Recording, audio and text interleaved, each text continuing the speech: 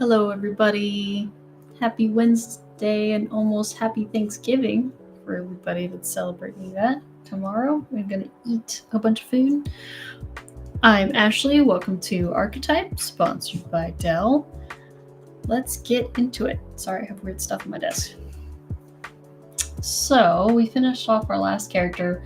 Our last character I actually mentioned was for a game, but now we're going to do a character for a different game. I have lots of projects. But this one's more fantasy based, and I have to create Okay Sato, hi. Hello. And I have to create one of the enemies in the game is a dragon. So I wanted to kind of start by probably collecting some reference. I have Pure Ref up on here. I can like drag and drop to, which I like to have, but we're just gonna cruise the internet together. It'll be a lot of fun. But no, so I actually, on Pinterest, I actually wanted to try to find the most medieval looking dragons, because I think it would be cool to take inspiration. So as I find stuff that I think is interesting that feels very medieval and kind of weird, I want to take that and drag that into, it's got like a possum face. It's kind of fun. I want to take that and drop that in. So I'm not really looking for like, your typical dragon. I'm trying to find like, oh, that one's really interesting, right? I see that really common where it's like these two-armed, one winged, and then it's like long tail, kind of like wyvern type style. This is kind of interesting where it's like leaf based almost, very weird. So my biggest inspiration right now is trying to find stuff that almost looks like an armadillo. That doesn't feel like your typical dragon, because that's what I'm trying to make. And the style of the game that I'm going for is kind of like a low poly style. So the goal for the stream is to concept out one and figure out which one I like the most, which one to go for. It's good stuff here. Oh, that's a good one. And then we'll go ahead and make a model of it, and I'll do kind of like low poly modeling. And kind of how I, go about that is to make like a game asset. And then actually what I think will be fun is we're going to bring it into probably the following week. If I can't help myself and not paint it before that. But the goal is to get it UV'd and get it ready to actually paint. So then I'll paint in Substance Painter with you guys and kind of show my process for that stuff. So that's kind of the plan for this character. So I think I've gathered enough reference. I'm kind of running into maybe that one, kind of like Weird Chicken. That was fun. So yeah, I love to just like drag and drop. That's a fun one too. Drag and drop that one. I like the Weird Chickens so far. I think those are kind of fun references. That one's really interesting too. I don't know what that is, but I'm a big fan of that rabbit riding a man snail. It's very weird. All right, I think that's enough for now. So let's go ahead and open this up. I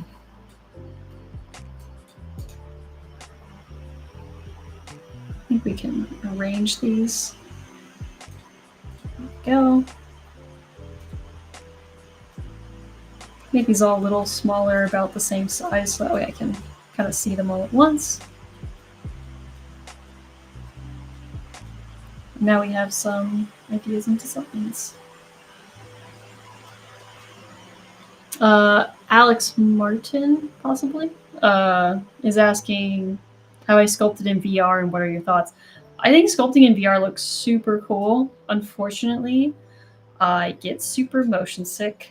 And so anytime that I've tried sculpting in it, I can't sculpt for more than like 5 or 10 minutes. My equilibrium gets super thrown off. And I have a lot of trouble staying in VR. So unfortunately, as cool as I think it is, and I love what people can do with it, it's not a tool that I can really utilize, which does kind of suck. So I'm gonna start kind of trying to make some The game is very whimsical and like kind of fun, so I want to create shapes that I think would kind of go along with that, even though it's like an enemy. Still all the shapes, and I think this enemy, my partner in crime, will correct me if I'm wrong, possibly, but I think you find him in a cave, so it could be kind of interesting if it's like a cave, because it's like a cave dragon. Maybe he's got like really tiny wings or something like that. Kind of play with it.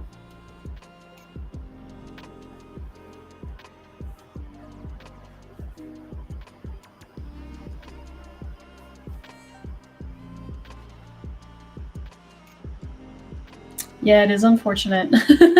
I do really love the VR sculpting. I think it looks really cool.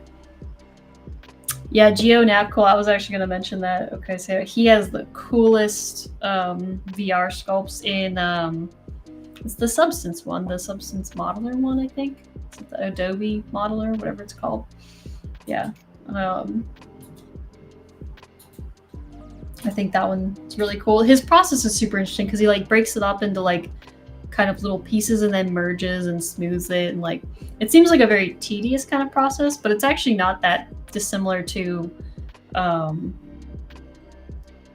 I approach it in ZBrush, which is cool. Where you know you kind of like break it up by muscle groups, and then later you can kind of merge it together.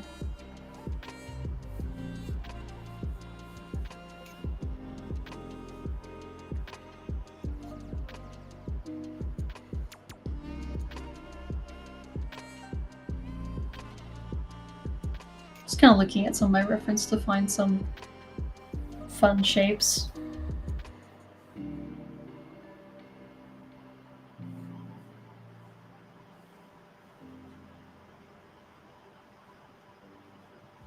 Again, I kind of want it to have this like funny, I don't know, the tapestries and like the drawings sometimes of the medieval times are really kind of whimsical and weird in themselves, so I don't feel like I have to stray super far from what's kind of already there, which is actually pretty fun and cool, because we're trying to like reference.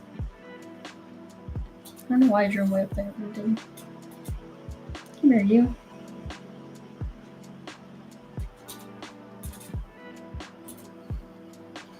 But yeah, I don't want to just go for like, you know, your typical Smaug kind of dragon. We'll try one that's a little bit more like four-winged or something, or four-legged, because there are those types, but I think it could be more fun to kind of do something a little different.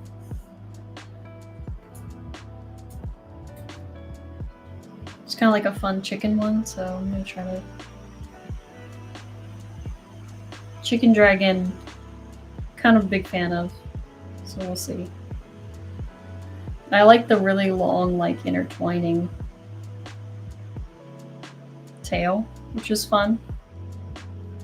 I can see how we could implement that into game. I'm not quite sure yet.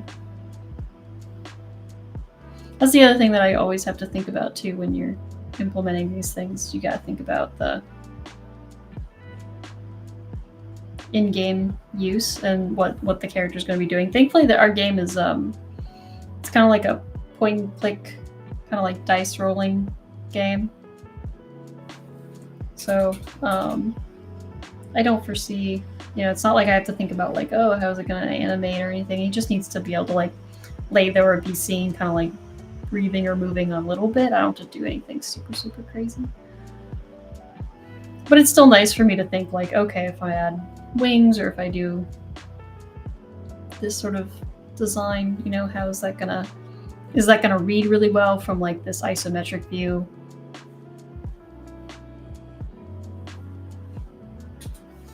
So it's a lot of stuff like that to keep in mind. And does it fit with the style of the game that I'm going for? Which is this like low poly painted kind of style.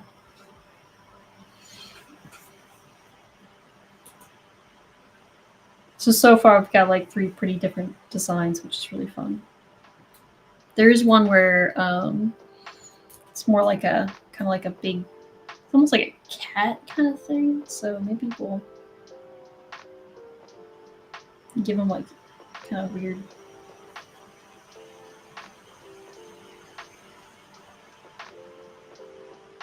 I actually love. This wouldn't be a bad idea, just because like I don't know if you guys have ever seen the original animated Hobbit, but the Smaug in that one is super cool because he actually represents, I think, the best description that the Hobbit describes Smaug as. So, which is kind of like this cool, kind of cat-like dragon, which is really cool because he's got like fur and whiskers. So it's super fun.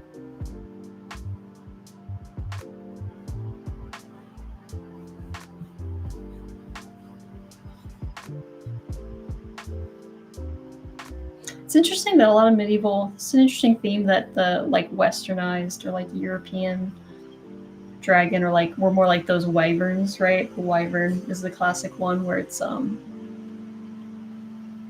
of like a more snake than, you know, like half lizard because it's just got the wings with the two legs. It seems to be really common.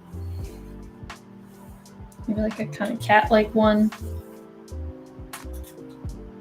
And again, when it comes to like concept art for games and stuff, I don't have a ton of experience. I mean, I've concepted stuff before in the past for shows and things, but I think the biggest thing that I see in like portfolios for student work is they try to do these concepts, but all the concepts look almost exactly the same. And the whole point of doing concept art is like to give variation in the design. So every single one of these should feel super different from the one next to it. If I can't tell the difference between them, or I have a hard time figuring out what the difference is between them, then you probably need to come up with more variations. Now, it's one thing if you know, now we'll land on a certain one, right? We'll land on the chicken rooster dragon, for example. And then maybe we can do iterations on that afterwards, right? But the initial concepts, you know, I'm not trying to draw the same thing over and over again. I'm drawing something that's maybe two-armed and tailed, but like very different looks for each of these that are being inspired by like different images on the reference that I have.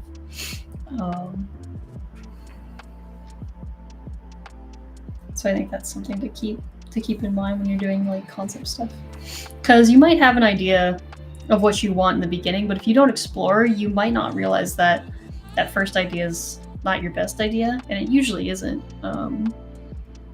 You kind of have to explore usually quite a bit in order to get something kind of interesting. So I really like this statue that I found, so I'm gonna... Oh, okay, Sato says you can reference the Quetzalcoatl, which is it's an ancient Mayan dragon, which is I think it's actually like Quetzalcoatl, I think kind of interprets to like feathered snake, and there's a bunch of like reference or like stone carvings of the Quetzalcoatl in Mayan architecture, which is super cool. This is one of my favorite ideas. It's super fun. I actually was doing some concepts of... Where'd that pink guy go? There he is. I was doing concepts of like some Mayan characters, and one of them was a Quetzalcoatl that was going to do like a beast creature, and it was going to be like a skeletal Mayan carved skeleton of like a Quetzalcoatl, which I thought would be fun. I really like these ears that this sculpt has. The shapes are super interesting, where it's got kind of like... It reminds me a lot of like an armadillo, almost, in shape, which is kind of fun. It's very different.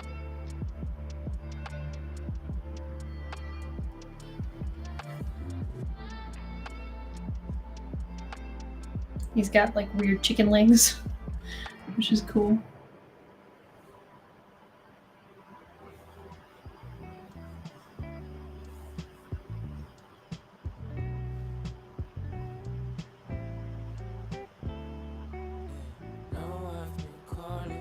I think tiny wings on this guy would be funny.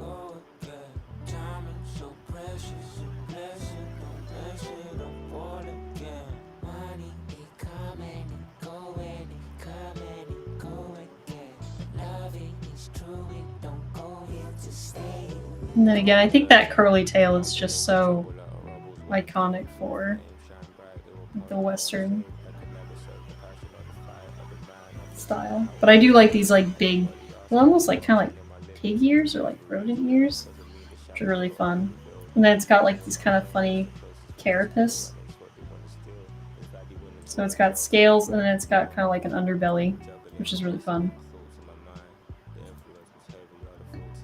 And then instead of fins going that way, they actually have fins going this way, which is really interesting. So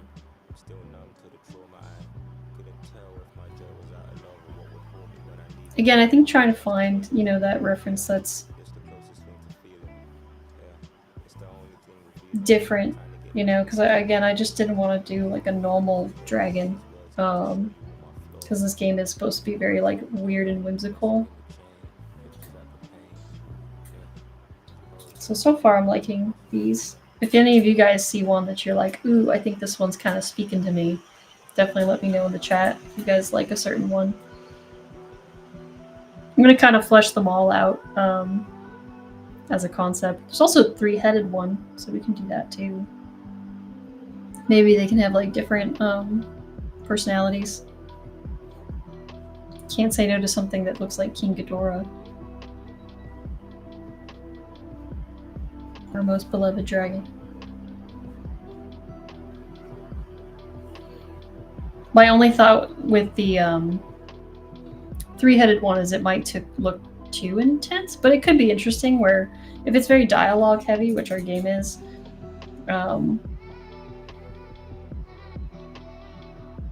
you know, maybe they ask you 3 questions. 5 questions, 3 questions. If you guys know what I put on, maybe we could do something kind of fun. I'm not really sure what their faces would look like yet, but we can kind of flesh that out.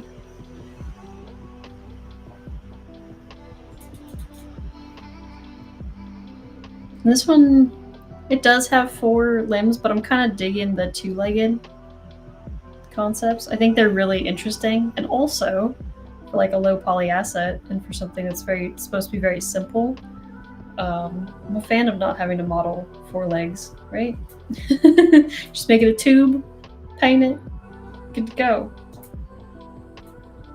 When you're the only character artist on a project, you know, such as your own project, I will cut corners wherever you see fit.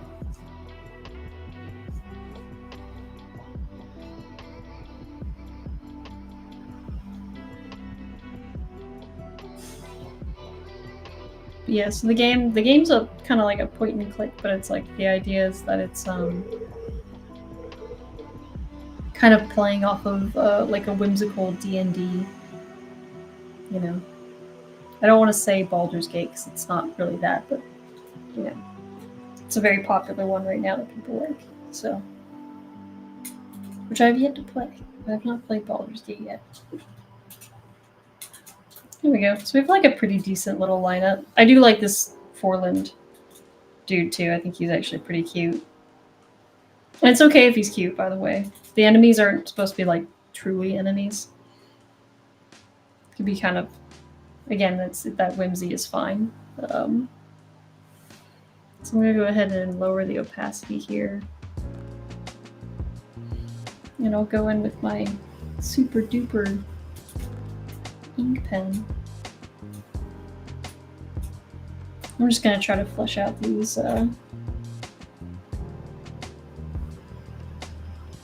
characters a bit more. So some of them do have these like cool little weird noses, so maybe we could do something like that. I'm trying to think of like readability from like that isometric view that we would be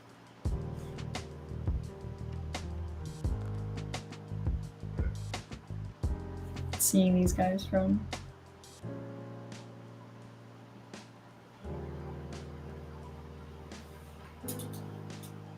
I'm actually pretty surprised how many of them don't have horns. I wonder when horns got more incorporated into dragon stuff, because that's pretty common. But all the reference that I've pulled of the medieval, they all just have ears, which is really, they have ears or they have kind of like webbed.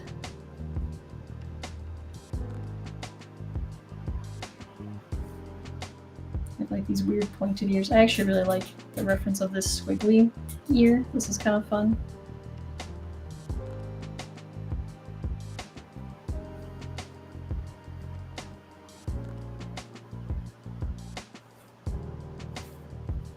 And then they have like little webbed.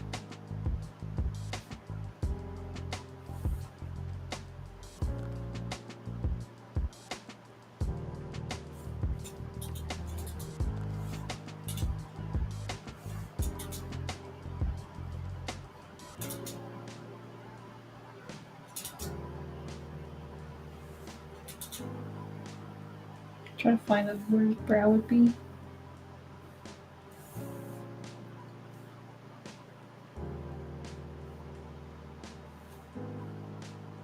Yeah, I think something like that could read well from that isometric view. I'm looking at a lot of like curves and then, you know, simple straights to add kind of like a dynamic feel to the character. And maybe he's got the webbed on his arm. Again, when it comes to like designing characters and stuff, I think it's important, obviously, to have that repetition of shapes that you choose to incorporate into the design.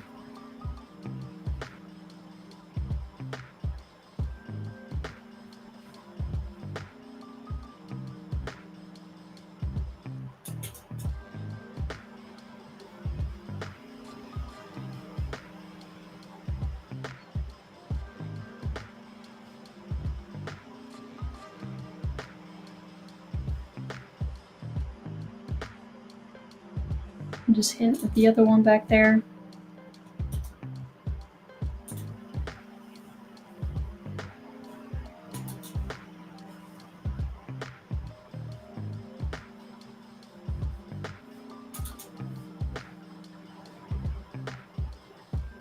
Maybe he's got kind of like these weird,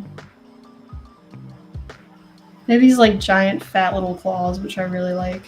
It's fun. And I think anything that's like very kind of chunky like that is something that I go for this game's design, just because the chunkier, the more readability it will have.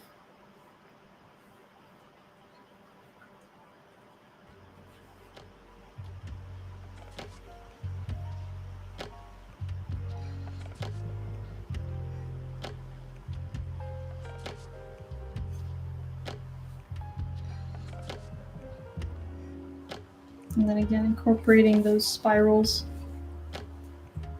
that you see all the time. It's kind of everywhere on their tapestry. They probably just thought it was cool.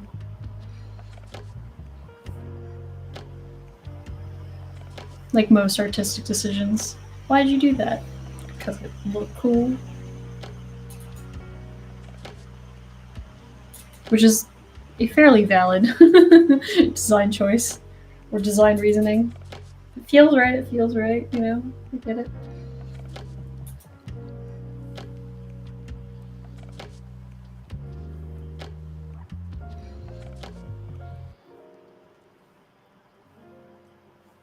Yeah.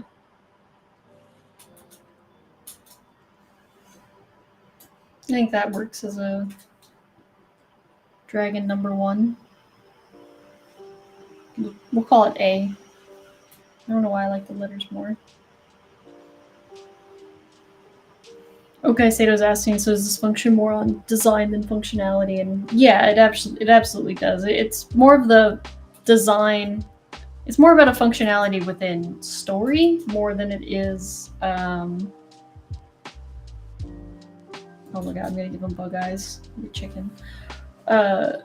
More so than about, you know, can it animate well or do these things, right? Because that's not what the game is like solely designed around.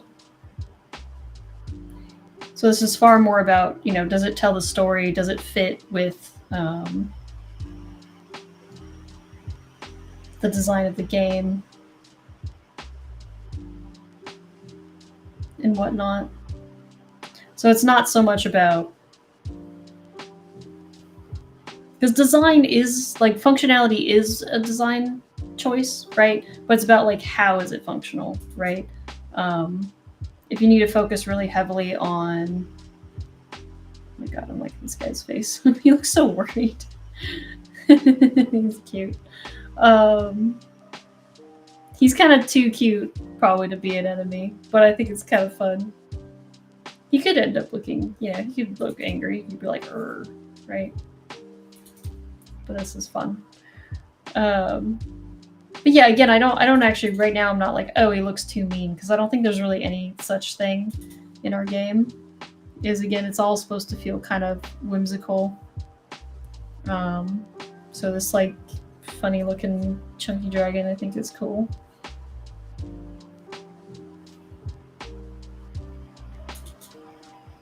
Make him really chunky.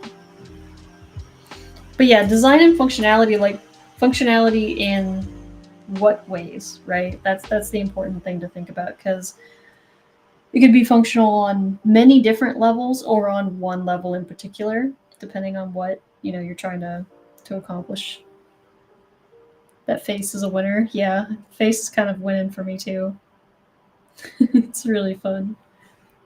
I love drawing stuff like this because I think it's so fun. I wasn't gonna say it's not easy, but I think there's a lot of character that can come out of simplifying shapes like this into their most fun and like basic. Like I love whimsical type styles.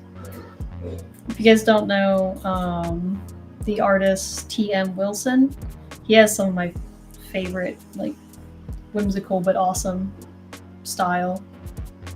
And they're super, super cool.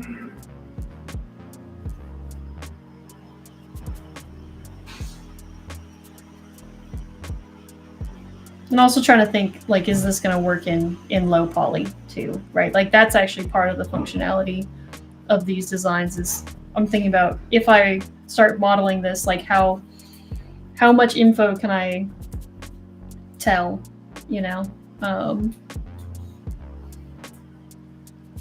with just like a simple model.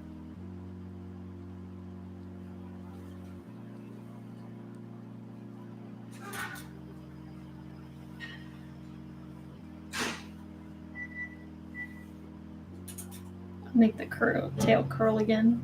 I think that can be like a common theme for sure, just because it's very reminiscent in every design that I've found. So, and I like it. I think it'll look really cool also in isometric view. Like I think that curling of the tail will give like a fun read to the character. Bano, hello. So asking, am I working on some whimsical dragons today? And that would be very, very true. I am working on whimsical dragons for my own personal project. So I think if you guys stick around, I'm going to kind of turn, not entirely, but I'm kind of turning Archetype into a bit of a game dev. I think he needs rounded ones. I'm going to go for rounded. That feels more like his character. But I'm kind of almost turning it into like a bit of a game dev not channel, but type stream, just because it has a lot more direction for me as an artist, because I have my personal projects, and I hope that me kind of sharing my personal projects inspires you to do your own personal projects and make your own game or make your own art or your comic book or graphic novel, like whatever it is that you guys, you know, are trying to art, kind of art along with me. But the goal of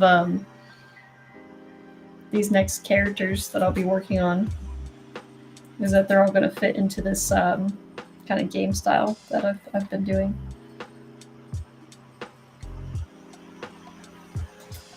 And we're going to take these designs and we'll do a low poly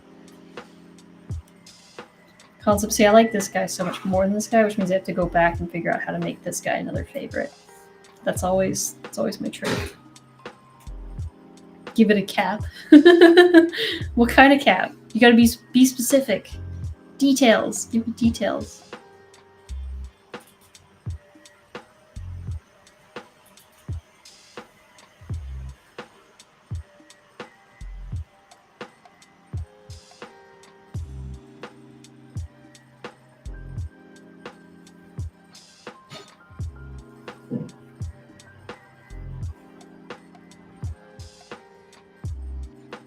The coat cap with super. Oh yeah, can do. I'm gonna put on a new layer just because I, don't want to totally ruin me. Got those long straws that go into his mouth. Right? Nailed it.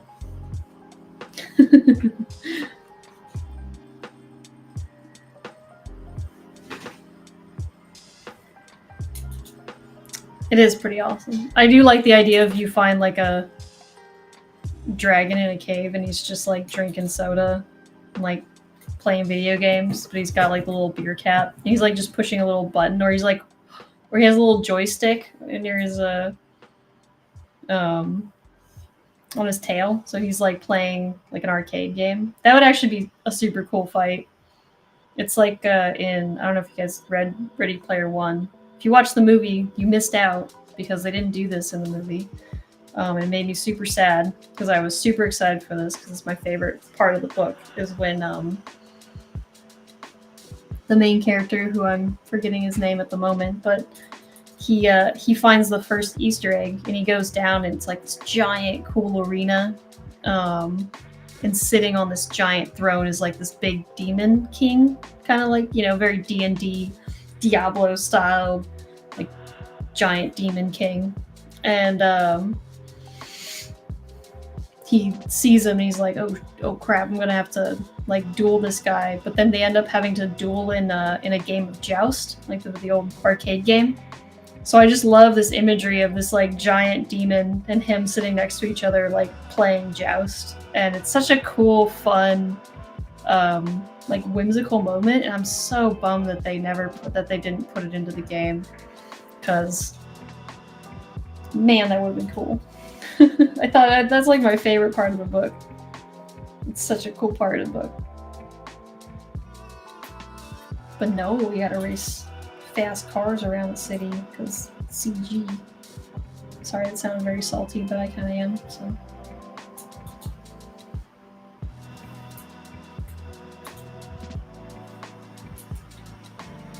Well, I'm thinking of Monty Python now. What if we gave him like a bunch of eyes? I don't know if you've seen the monster from Monty Python that's got like all these eyes and like crazy horns. Really funny.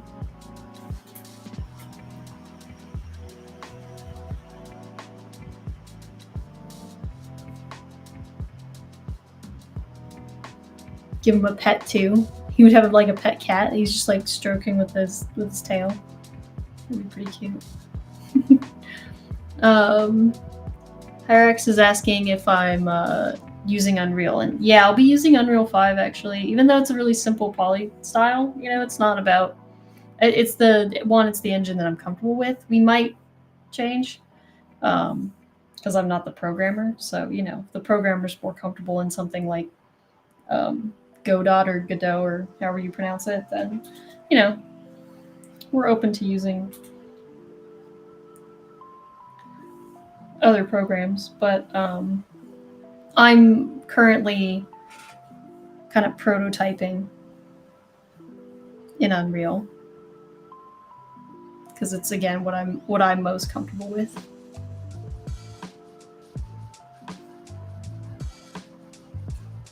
You're an Unreal dev? That's awesome. That's super cool. How long have you been doing Unreal dev work?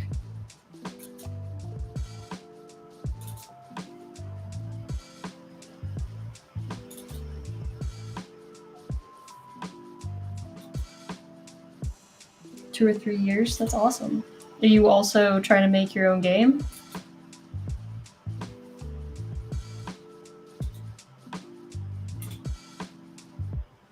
I think it's so cool that we have access to this kind of technology to let us just go and make our own stuff. It's super fun. Just release one. Oh man, gotta check it out. Gotta drop a link.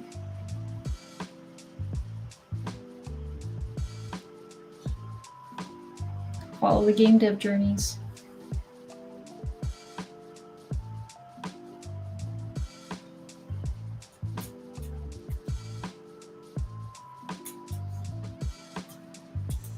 His leg needs to move. It kind of went. It's actually pretty medieval for it to be that high up, but it's not. It doesn't feel right to me. Yeah.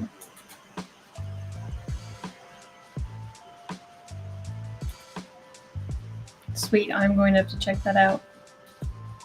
Thank you. I always love meeting fellow creatives. That's what we're here for.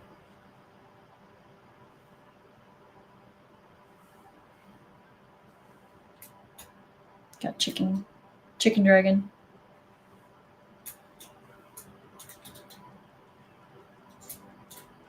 You just got one big eye? I don't know yet. That's not super medieval, but you know.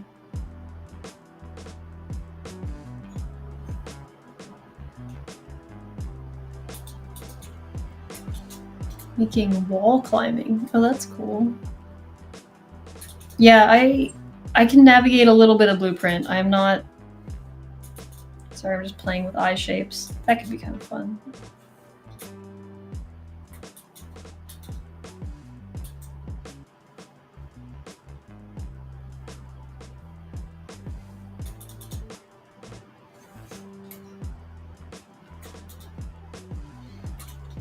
I'm not the most experienced blueprinter, but you know, I navigate, I get around, I'm able to come up with some stuff.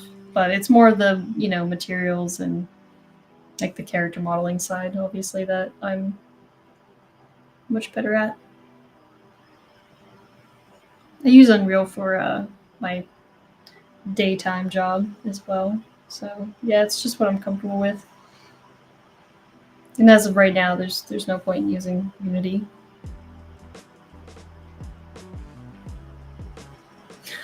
Drawing sucks more than a vacuum cleaner. I like it. Well, if you want to get better at drawing, you know, the secret is to draw. Unfortunately, that's the secret. The secret is just keep drawing. When I went to school for 3D stuff, one of the promises I made myself was that I wouldn't stop drawing, you know, because I've seen a lot of people kind of pick up 3D and then they just never go back to their roots of drawing. And I love drawing so much. That's why on this stream, you know, I went to Gnomon, I did all 3D stuff, but I really try to promote, you know, staying and drawing. That's why every time I make a new character, I try to draw for you guys. Also, so that hopefully you guys don't feel so scared to show your own drawings to people as well. You know, share it, be out there. Someone's bound to like it. I mean, you guys are all here for my art, so, you know, and I greatly appreciate that. I think it's super cool to share my art with you guys. That's what it's all about.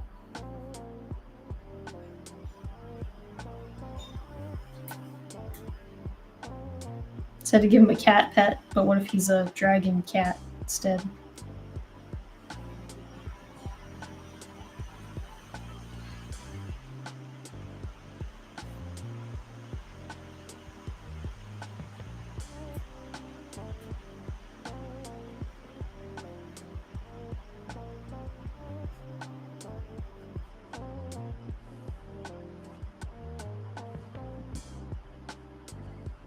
Gotta have little... He's gotta have cuter paws than that for sure. He's gonna have like little cat paws. Oh, there you go.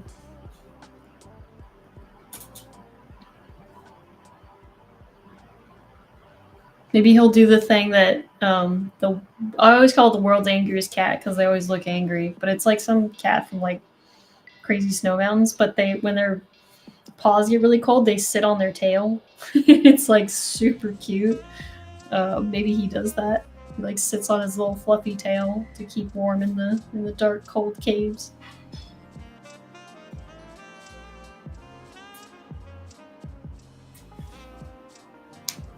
Yeah. Jangers, hello. Mitchell or Michelle Joseph. Sorry, I don't know which one.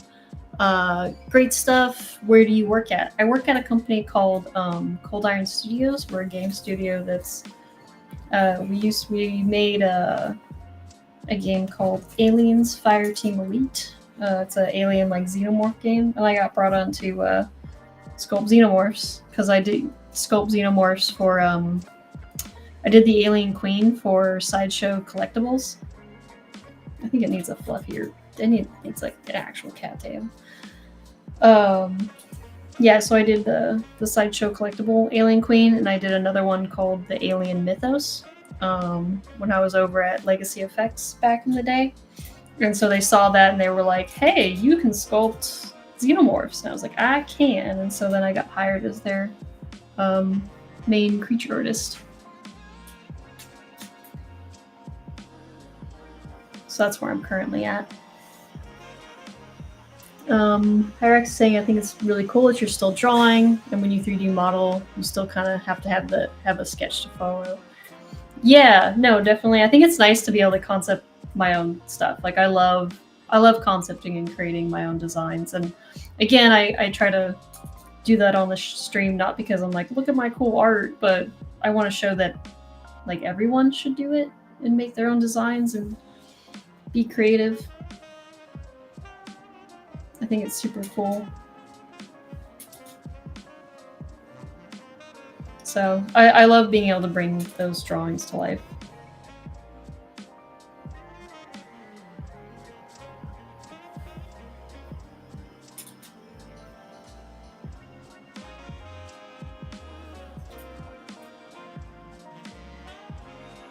And then Okay Sato says that he's self-taught and learned 3D to improve 2D skills, and absolutely, like they go kind of hand in hand. If you have really good 2D skills, you can pick up 3D really well, just because the fundamentals of 3D all follow the same fundamentals of 2D. So a lot of people who draw really well, also once they get over the curve of doing the learning curve of just pushing buttons in programs, you become really good at art in 3D because you're really good at doing 2D. So it's super cool to watch.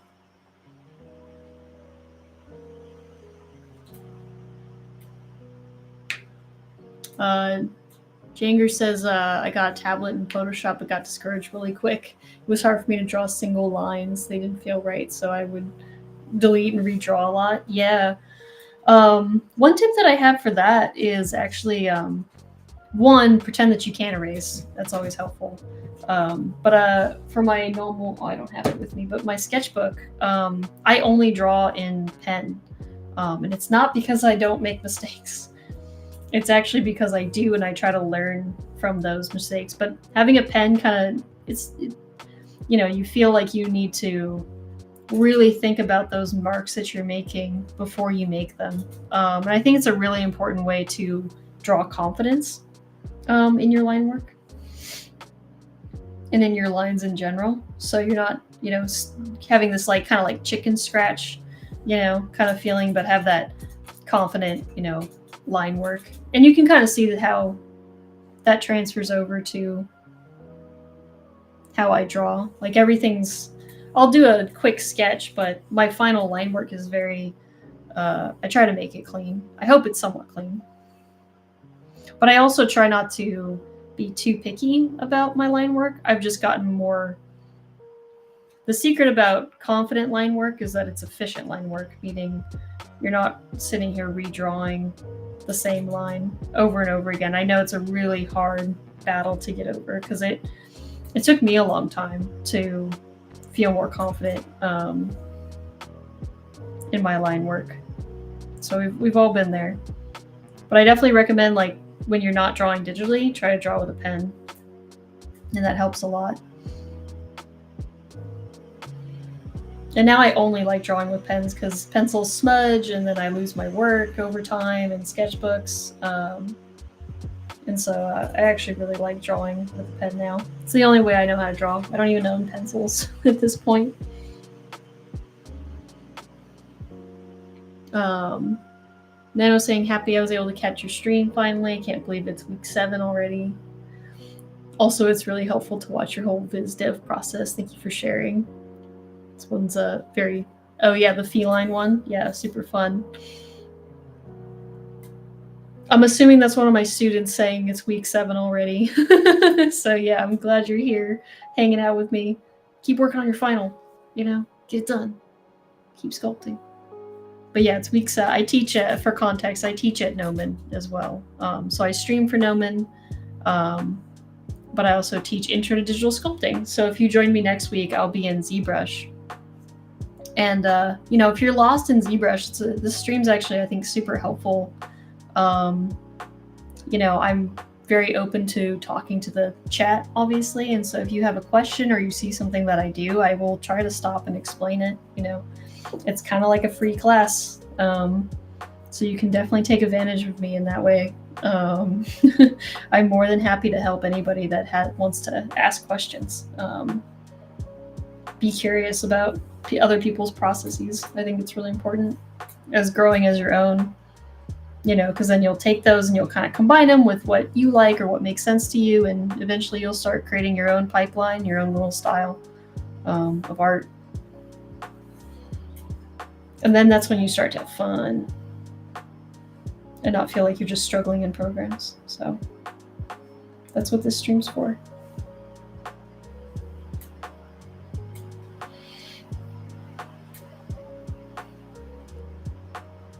$3D. It's just 2D with an extra axis. That's right. I always have a pun in hand, and then now I actually have forgotten my pun. I'm really sad because I usually have a pun about, well, 1, everything, but 2, especially about 3D. Oh, I remember what it is. I'll be explaining something and I'll be like, you know, you're doing X, Y, and Z, and then I go, ha ha ha, like the gizmo, you know, because 3D's in the X and Y and Z axis, and it makes me laugh. Maybe other people don't laugh, but that's not the point of puns. The point of puns is to make yourself happy. Let's be honest.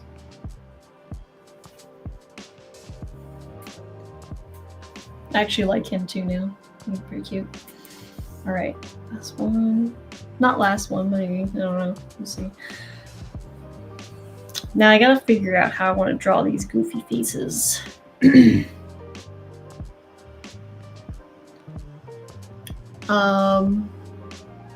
Mitchell on YouTube is asking, I got away from traditional drawing. Currently, I'm only sculpting in ZBrush. Any recommendation of tips and tricks when starting concepting on PS? I'm assuming you mean Photoshop. I'm assuming. If you don't mean Photoshop, then please go ahead and correct me. But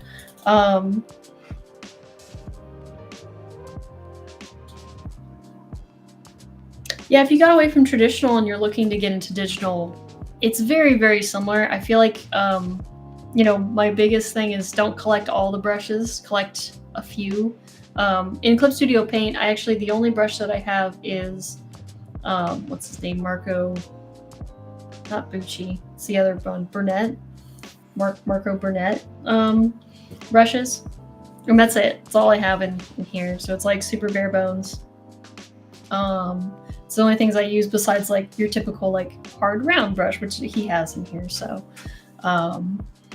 you know, I don't think it's too much of a huge leap of moving from traditional to digital. Again, you gotta just treat it's a glorified pen at the end of the day. And you know, if you're not comfortable yet drawing traditionally, it took me a long time to get used to drawing digitally.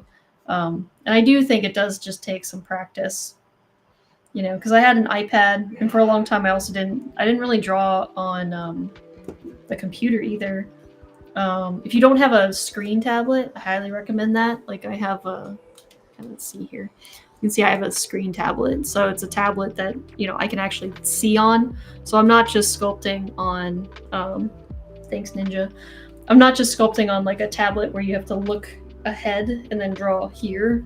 I still can't draw that way. It's super disconnecting for me. So this is a Huion tablet that I have. And if you really want to get into drawing digitally, I think it's like the best investment that you can. And they're not, considering what they are, they're really not that expensive compared to other tablets that are the same, like Wacom or something. Wacom's almost twice as expensive as the Huion tablet that I'm using right now. So, you know, if you want to get started on something, I think XP Pen is another really great one that you can get started on. So if you don't have a tablet, that's definitely one way to go.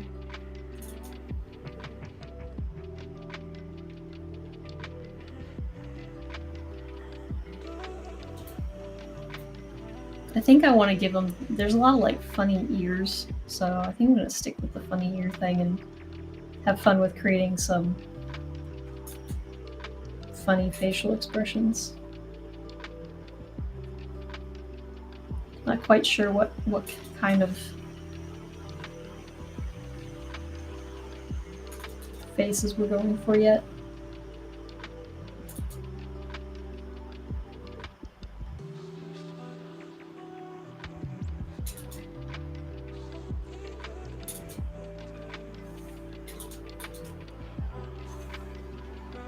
Again, the faces are like the least fleshed out part of this, so we'll see. But yeah, I mean, if you're you know, sculpting in ZBrush, Photoshop ain't nothing. You know, that's easy. So I have faith that you can do it, but it does just take some time to get used to. You know, like if you're not used to like drawing on glass, like if that kind of gets you out of it, they make paper. They're like these little coverings. It's like the translucent coverings that kind of give a little bit more texture and have a bit more drag. So if you're used to, you know, the texture of something like that, then yeah, that makes it a lot easier.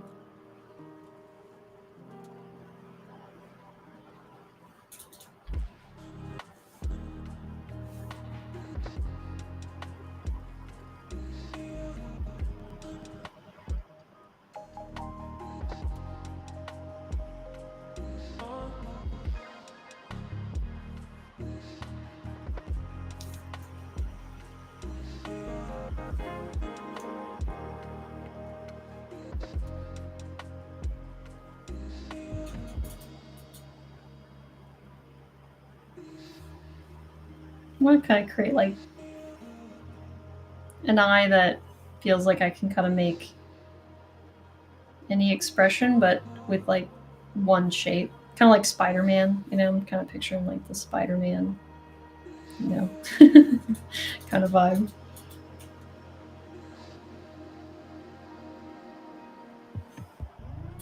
Make that head a little bigger.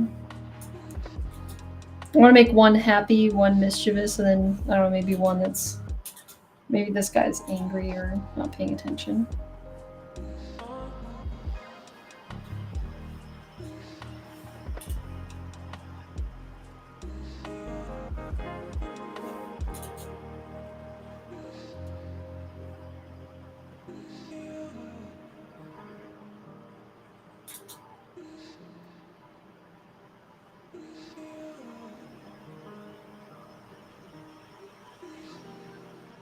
So one's obviously the smartest head.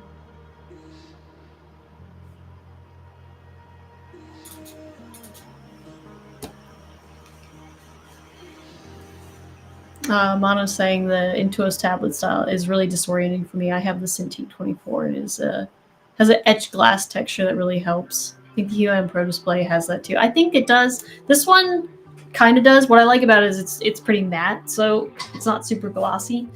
So it doesn't get, so when, you know, the sun hits it, it doesn't like get in the way of anything.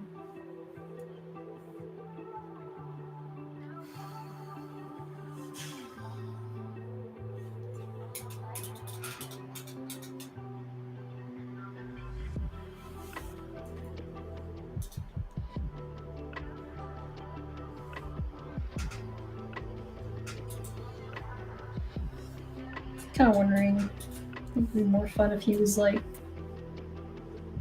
over here not paying attention or something.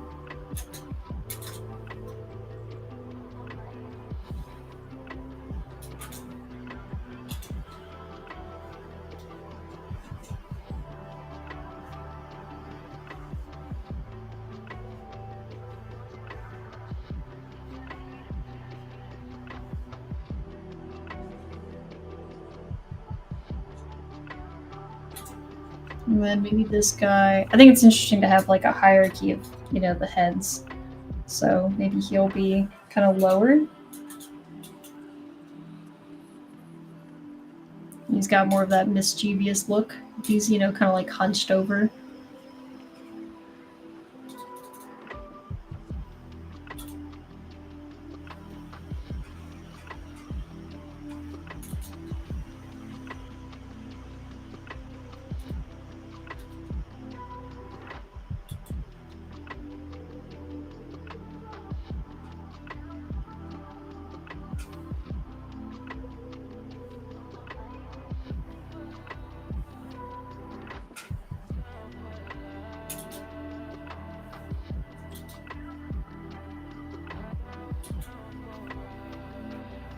Ooh, Gordon says maybe the heads are at different ages, like witches. That'd be fun too. I actually really like that idea as well. You can play with it. Definitely play with it. You know, he might have like the old scraggly beard. Oh, he's got to get glasses. You know. I mean, dragons are old, right? They live like hundreds of thousands of years, so.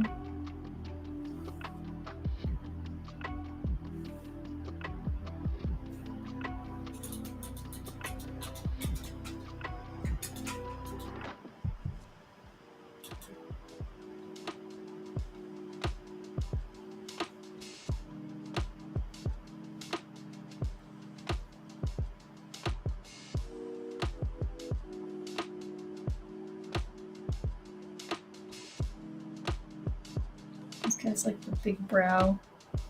And then again, I already made this bigger, but for some reason that head is still not big enough. And then I'm gonna make this one. So you kind of get this 1, 2, 3.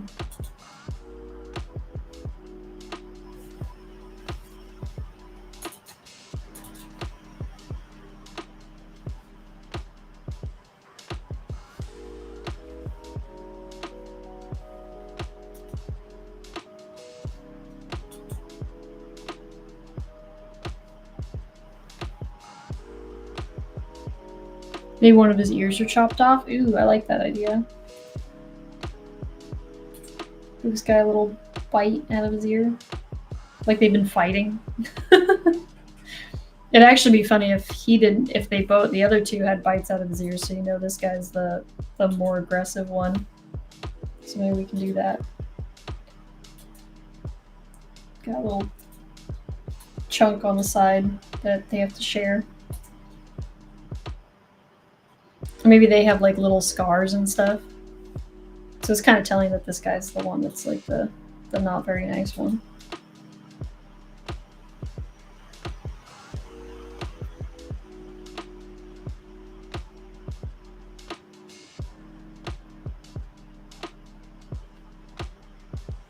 Maybe they have like different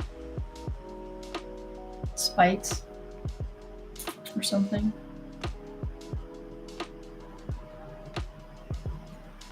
Not really sure. I think consistent wise, it's an interesting concept, but I actually don't think it works because they are still the same. It's still one dragon, so I'll just leave it as these like kind of upright scales. I think that's a fun shape. Feels very medieval. There's my reference that shows a lot of that.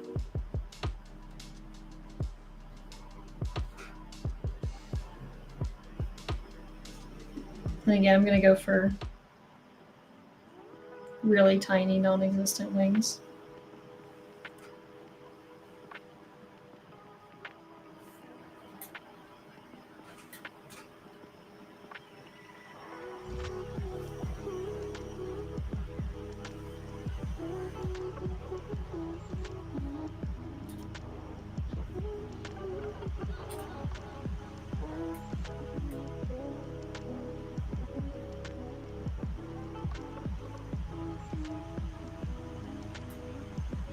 This one grows a head every 200 years.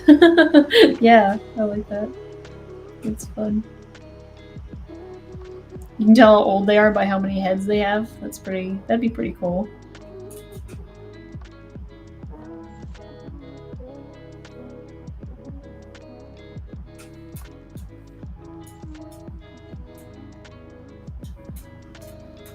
I'm gonna have his beer can hat for now. So we got A, B, C, D,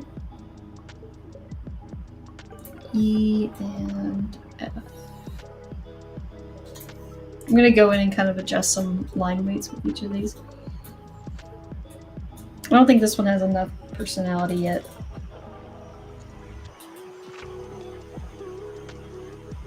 I did it.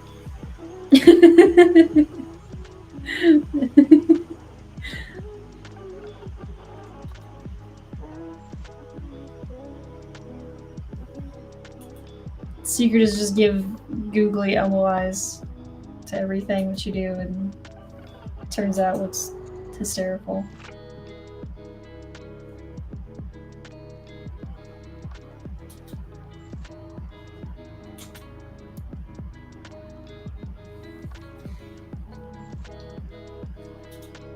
I'm not erasing it, so I'm going for it.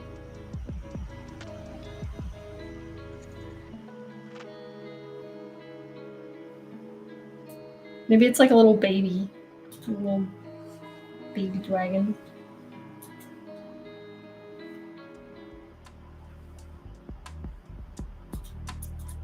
Still deadly, because he doesn't know what he's doing.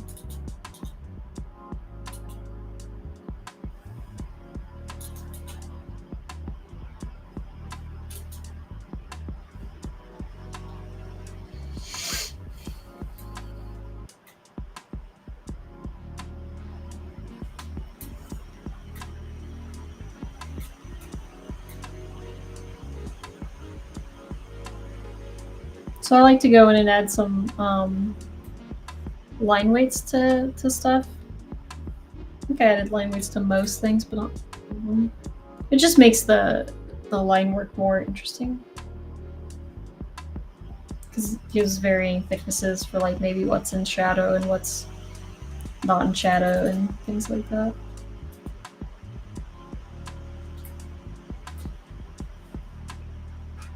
What are you guys thinking? Which ones are you guys liking? Let me know.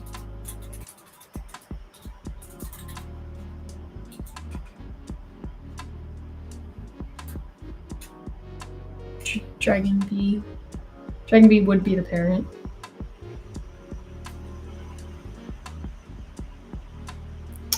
Mitchell asked, I'm really curious about the blue sketch that you did to guide you through like Dragon D, the cat.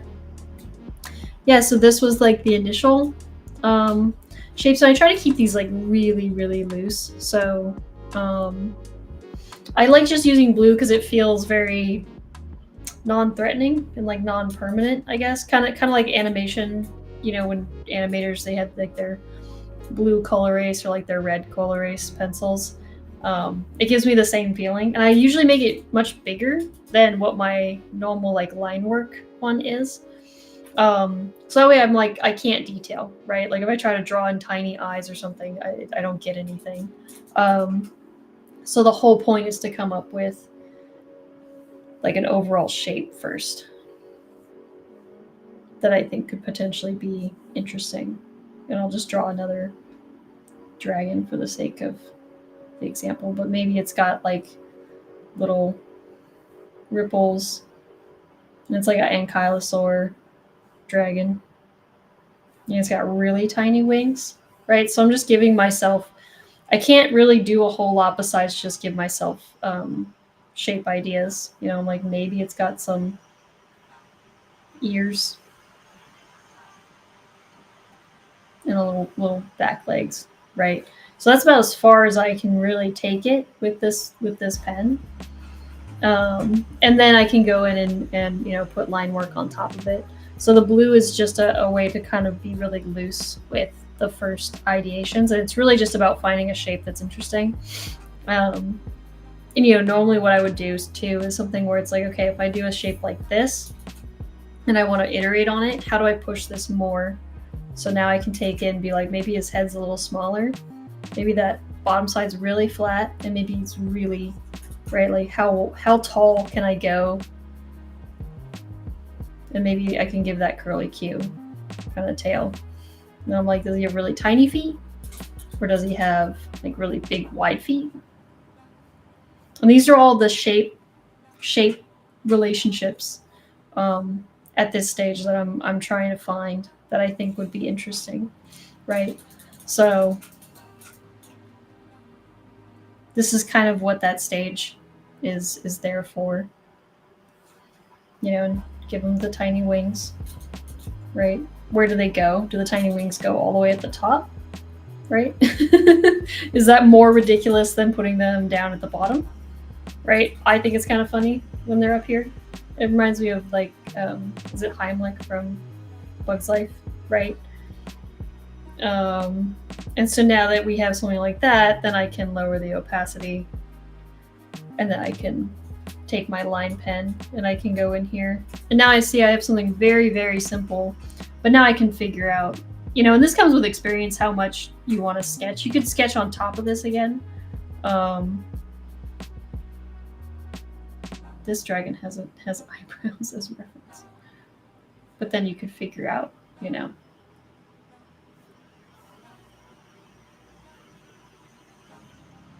the overall. And I'm referencing the, again, if I show my reference real quick.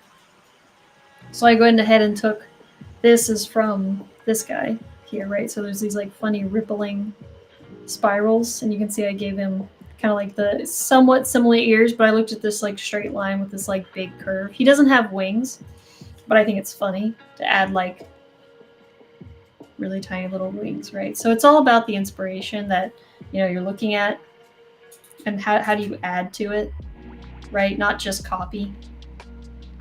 How do you find the shapes that you think are interesting and like plus it, right? Dragons used to be wild, yeah. Tiny wings all across the back. Dude, yes, I love that idea. That's the only way he can fly, is he has like multiple little wings. Oh, I love it. That's a great idea. That'd be super, super fun. So yeah, that's kind of how I go about that stuff. And then I try to be more conscious of, you know, shape languages that I'm picking once I, you know, double down on the line work. So I'm trying to figure out how, you know, I would, you know, how chonky are his feet, kind of thing. So yeah, that's kind of how I approach that stuff. So I hope that was a good explanation or helpful.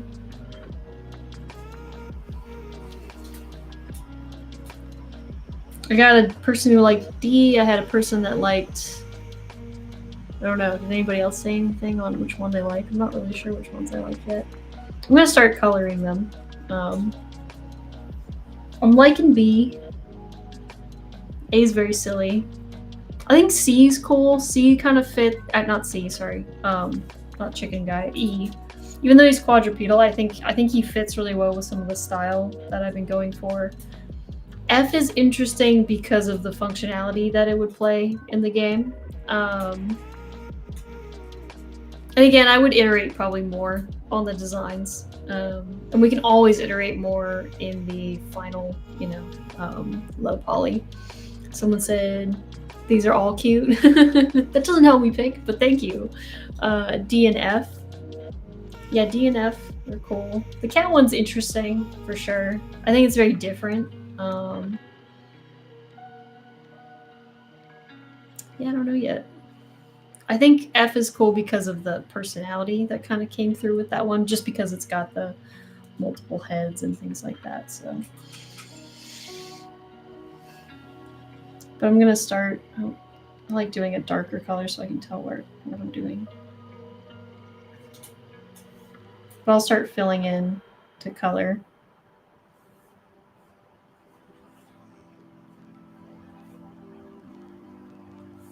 if your line work is somewhat clean enough, then, you know, filling in these isn't too hard.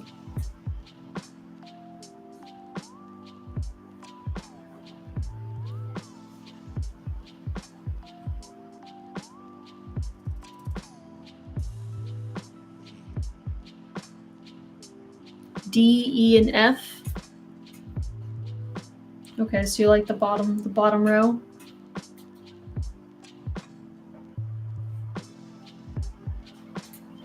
It feels like it has more story. I do agree with that. Someone else said I love B.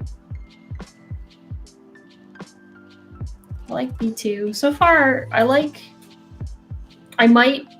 you could do something where we could combine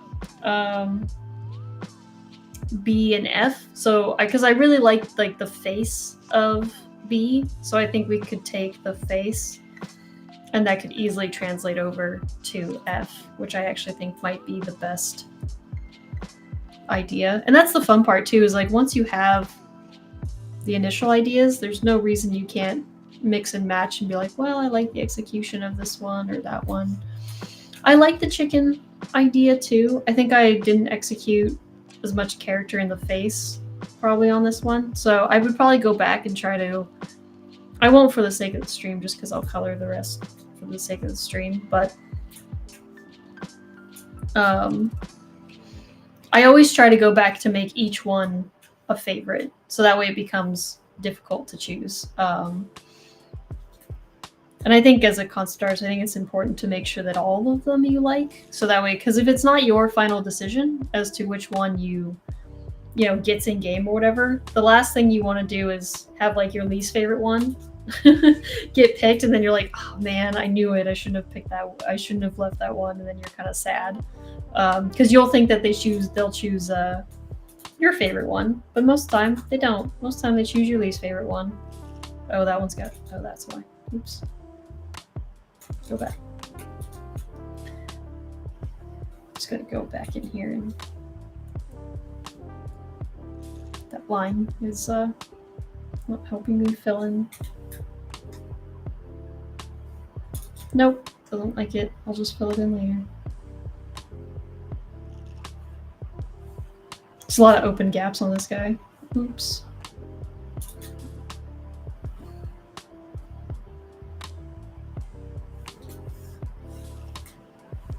A lot of open gaps on that dude too. I might try to well, I won't redraw his heads now. I'll just leave it as that.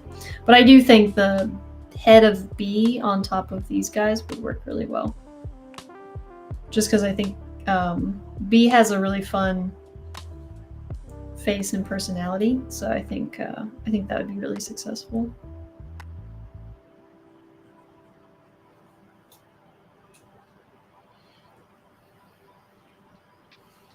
Okay, Sato saying B and F would be a good combo. Yeah, I'm feeling that one too. I'm starting to feel that one more and more.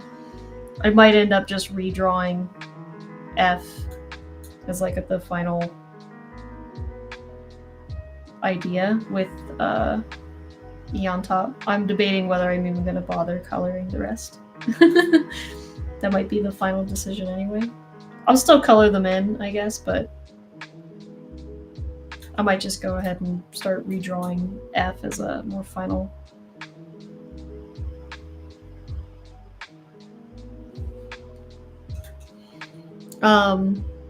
Mitchell Joseph is asking, what tool am I using to fill it in? So I'm using Clip Studio Paint. And Clip Studio has this thing that when you use filling, you can choose to reference other layers or reference just the one. And so it'll actually read really well your line work, so I can put my color on a different layer while referencing my line work. It's a really handy tool in Clip Studio. And they made it because Clip Studio is used to animate. So obviously if you had to sit there and hand fill your colors, you'd probably go crazy. So it's a really nice way to automate.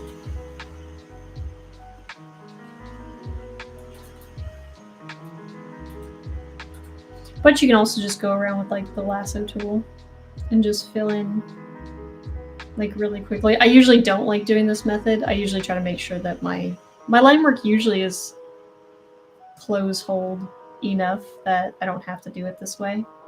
But if I have to, I will. It's not a big deal.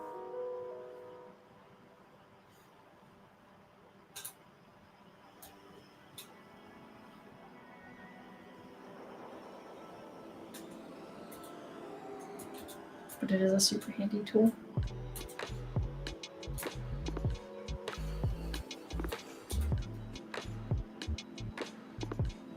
But I would usually like to color all of them with like different colors and get ideas, because then again you can kind of do the same thing as you can color them all in different colors.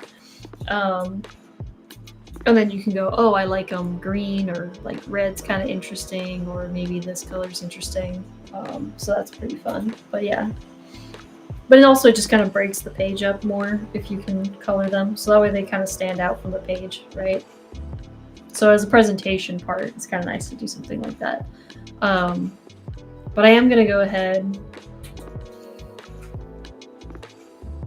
I'm going to grab this dragon. I think we'll go with F. I'm going to hide the rest, except I'm going to bring back the face of B just as reference.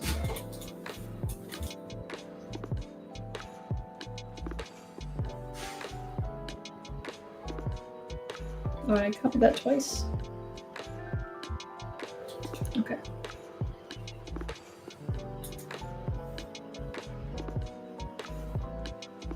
Just put his little face up there, just as reference. And then I'm going to try to redraw this a little bigger because it gives me more room now to start detailing some more stuff. Right, and figure out some like scales and, you know, things like that, like how I would go about painting it.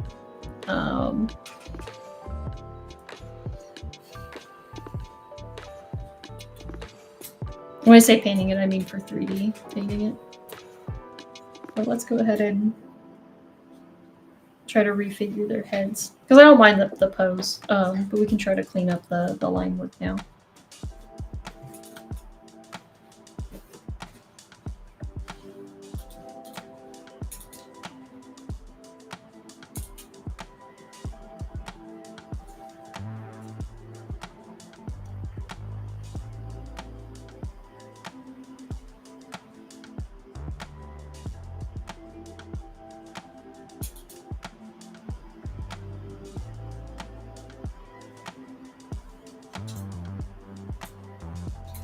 I think I might turn these into more expressive ears though, because I do like the expressive ears.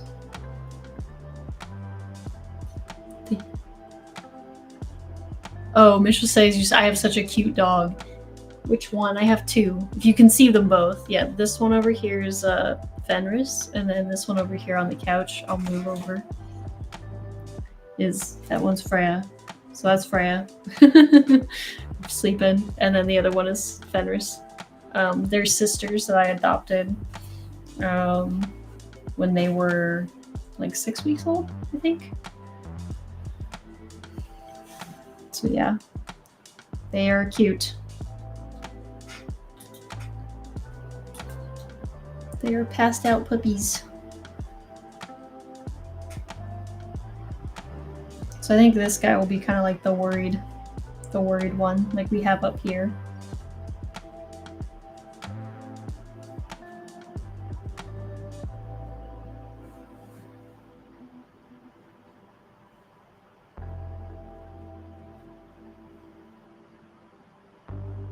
And I will keep the I will also keep the ears, because that's also in my reference here,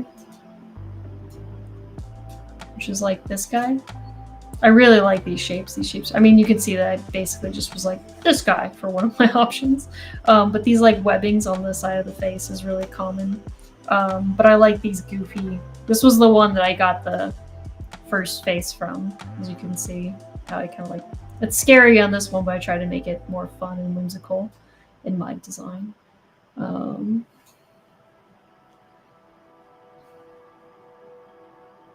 So I'm going to try to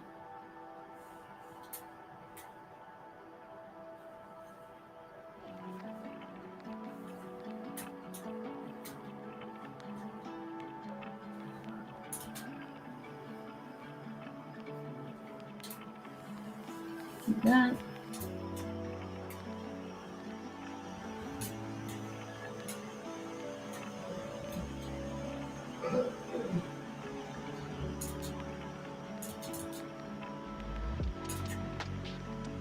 Trying to figure out how his eyes would fit. Because these eyes are very specific to like this shape. So again, figuring out how to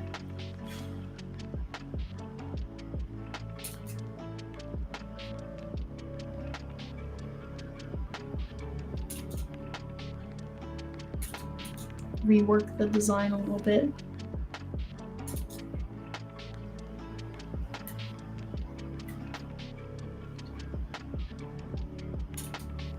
They'll probably have to have some sort of, you know, brow or something.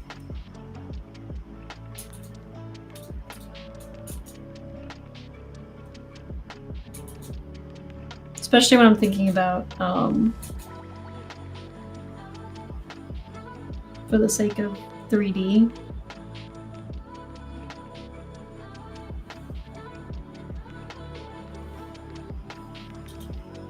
So because of that, I might can add like a really big brow. So that way they just feel like they're in the same world here.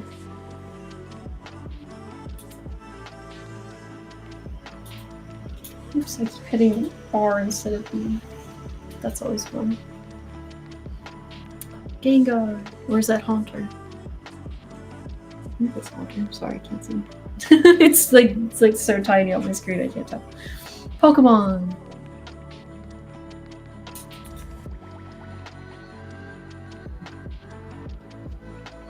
And then again, I'm gonna try to do these like straight versus curves.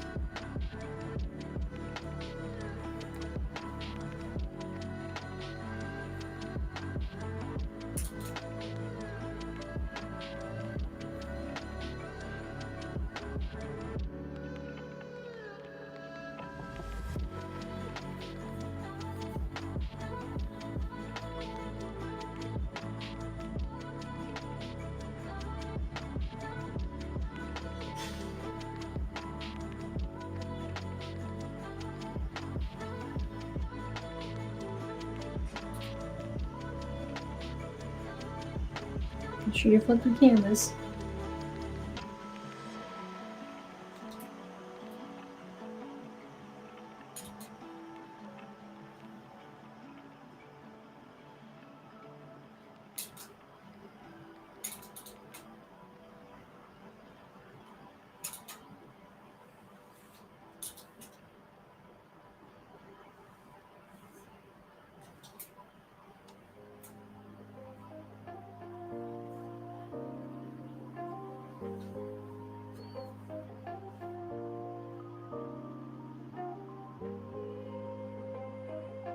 I'm going to change the position of this last guy to kind of a laughing.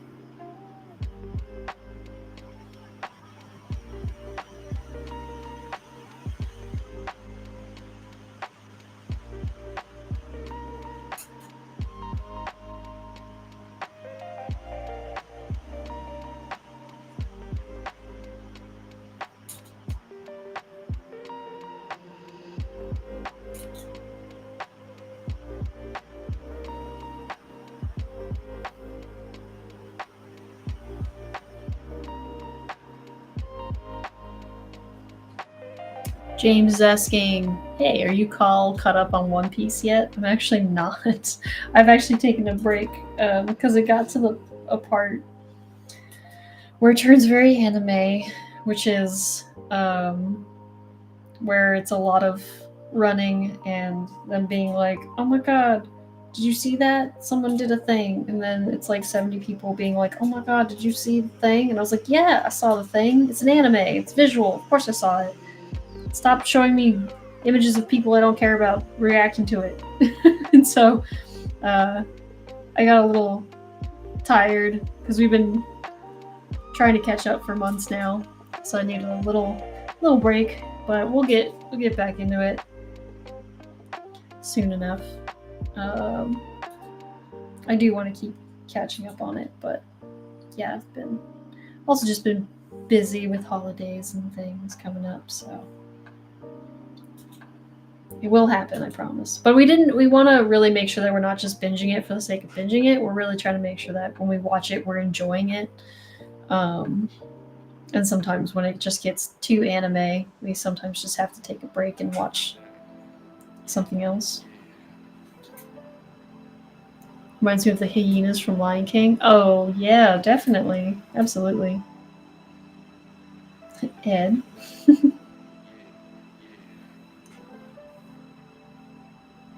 It's Ed. Why do I only remember Ed? It starts with a Z, doesn't it? The main lady. Can't remember their names. If you guys remember their names, or you can look them up for me.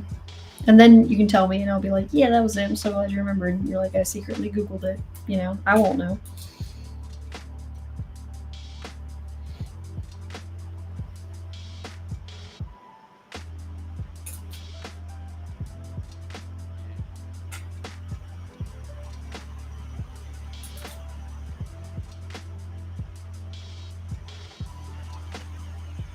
Shenzi. That's, yeah, I think it is Shenzi. I remembered a Z in there, but I couldn't remember if it started with a Z. Shenzi, Banzai, and Ed. I would have never remembered Banzai. I don't think do they ever say his name in the movie? I do not remember that name.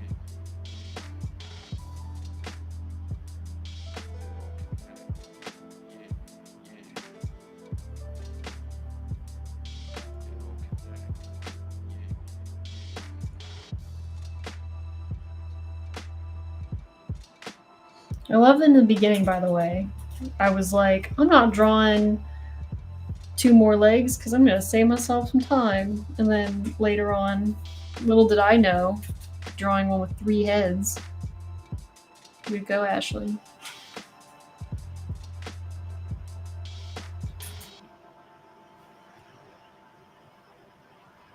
It is fun drawing. I always love drawing dragons, though, no matter what kind of dragon it is.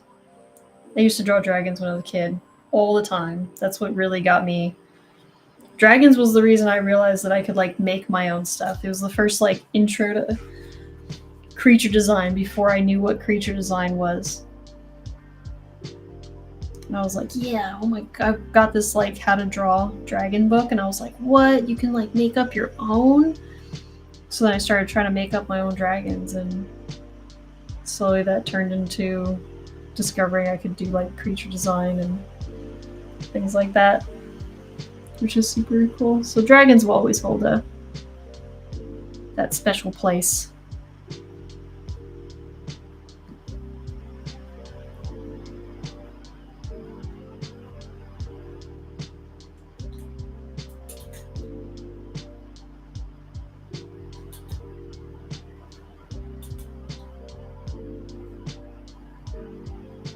What about you guys? Is there something that you've drawn from childhood that you're like, I could draw this forever?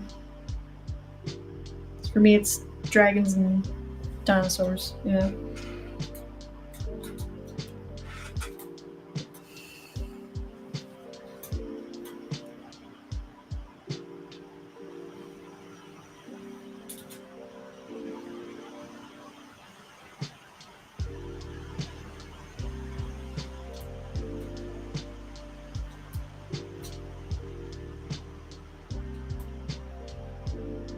Most mythical creatures, yeah, definitely.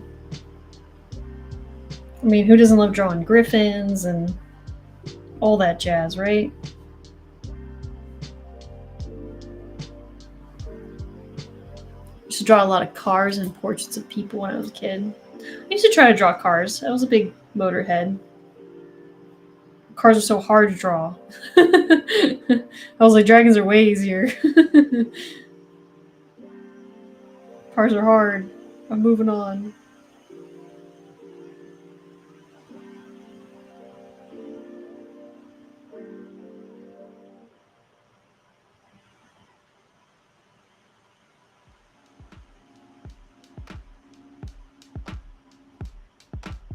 Dragons 2, and this fall term I'm crazy about pterosaurs. Oh yeah, I love me some pterosaurs. Pterosaurs are awesome. Pterosaurs are really fun to draw. I love their like giant beak and then they're just like little wings and they're like, yeah, they got tiny little feet and they're like, I'm a pterosaur and they got a tiny little body. And they're like, mer, pterosaur. Like, oh, they're so cool. They're so cool. I like the ones with giant heads. The bigger the head, the more I like it.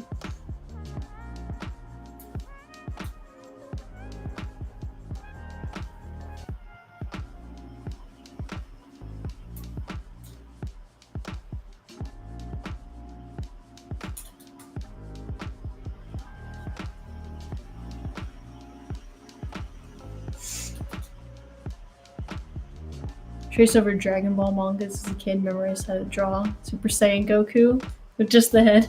Hey, if you draw just that head, all you have to do is replace the hair, and then you get all the different characters. Just give him Vegeta hair, you get Vegeta. You know? Give him no hair, you get Krillin. Give him 6 little dots. It's true. It's super true.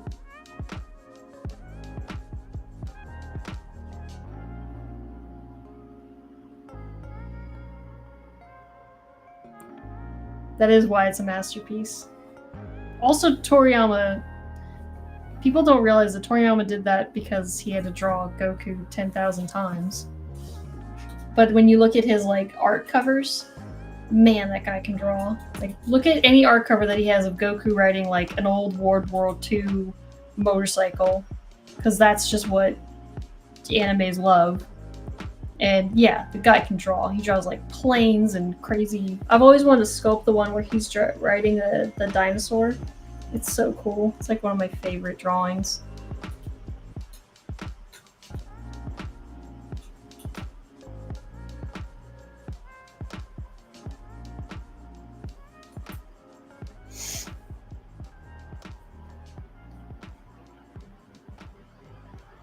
I like these chonky wings. Sure, he gets the chalky wings.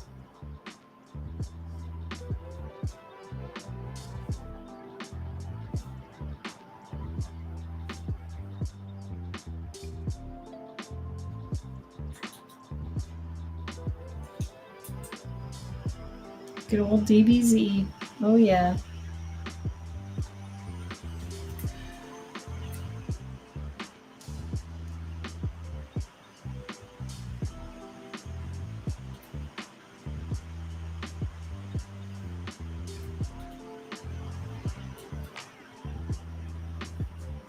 I think I'm gonna try to curl his tail.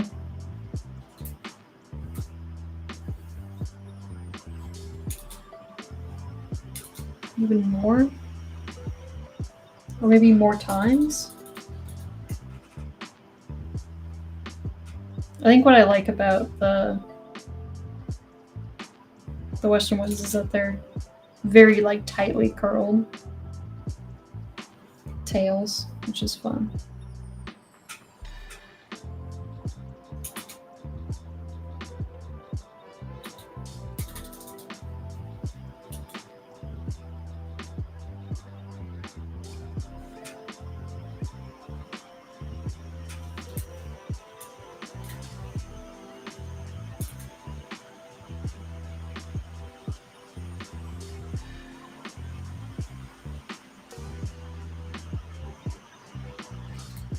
Oh, I forgot to keep drawing his hand. Must have gotten distracted by Goku or something. I was like, yeah, I'm done. And I was like, oh, I missed this whole other right here.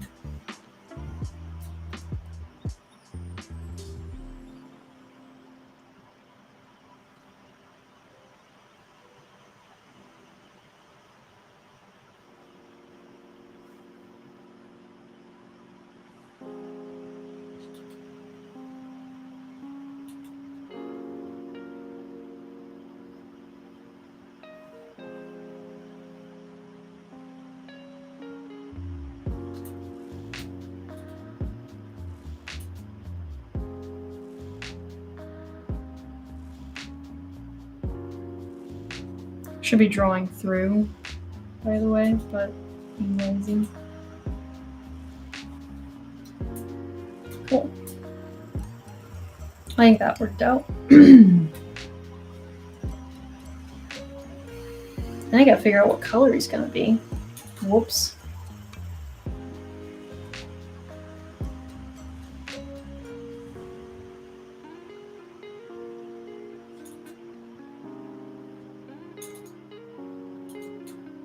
Missing some spots over here. Somewhere. Oh, there is that. I also kind of forgot to add the...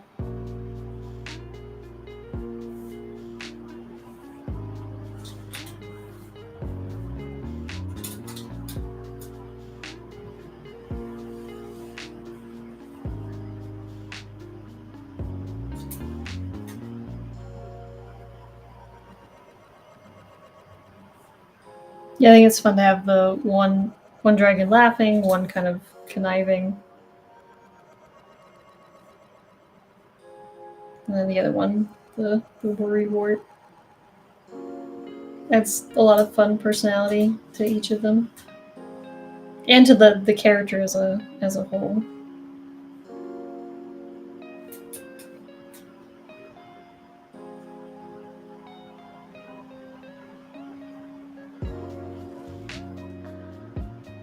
So I'm just gonna fill this in. Not sure what color he'll be. I mean, red's always a classic, but there's a lot of green ones too. You could try to figure out, maybe he's like a weird, like, purpley color or something too. I was kind of thinking about purple. Oh my goodness, no. Don't do that.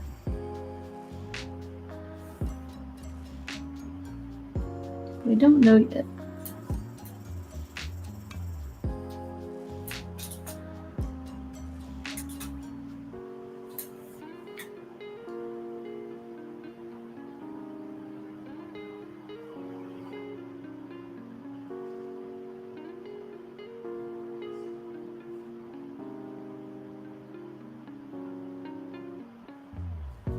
Purple would be cool. I think purple could be cool.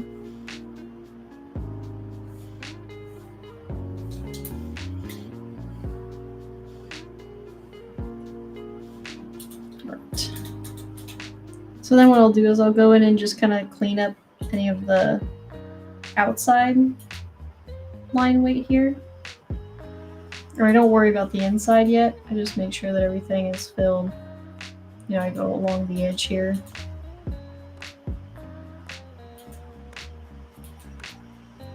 Make sure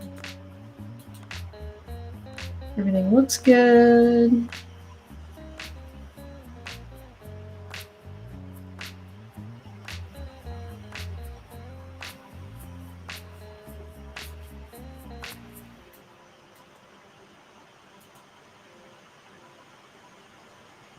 And then if that all looks good, then all I have to do is select the outside, and then I can I'll also select anything that I kind of didn't pick there. Same thing with that, and then I can invert it, and then I can fill the color in, just because that fill tool can miss some stuff, so I'll fill it all in with that. Make sure it's all clean, right, and readable, and then I can pop back my line work in. I'm thinking magenta. May have forgotten about one of the webbing. Oh, you are right. Good catch. That's why I have you guys. You guys gotta remind me when I'm missing things. Oops, let's be darker.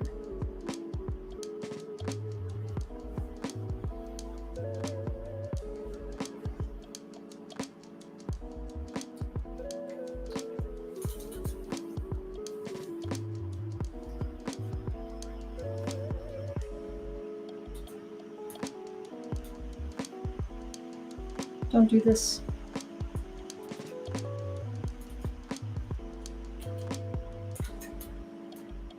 There we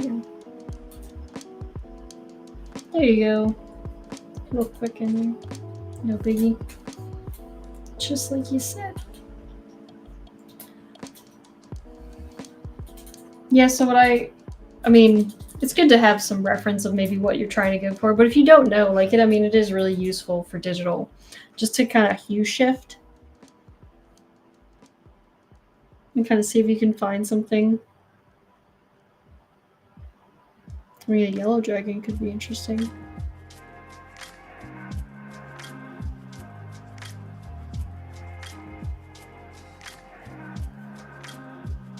But someone also mentioned like a magenta.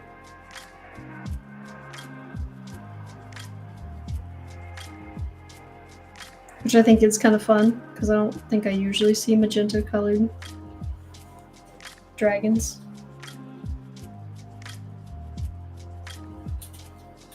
And then, now we can pick something that, magenta would be a pretty, not bad to do with like a golden-ish color either.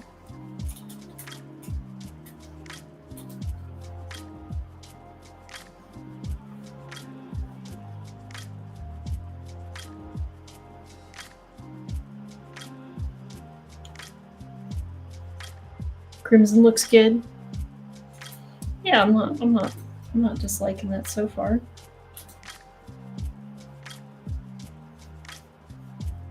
And I'll try to work on all these separate layers to make sure that we're getting, although we are starting to get, it's starting to Spyro, not gonna lie. Not that there's anything wrong with that. I do love Spyro.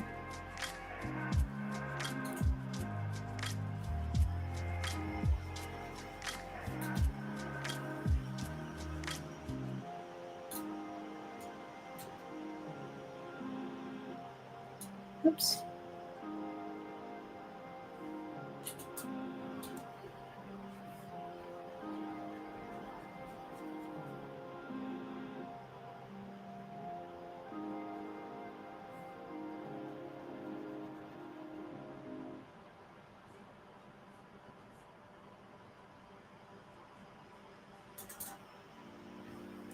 There's little back frills, and maybe the frills here. Oops. I'm not really sure what I pictured these being, but I picture them being like, kind of like little frill things.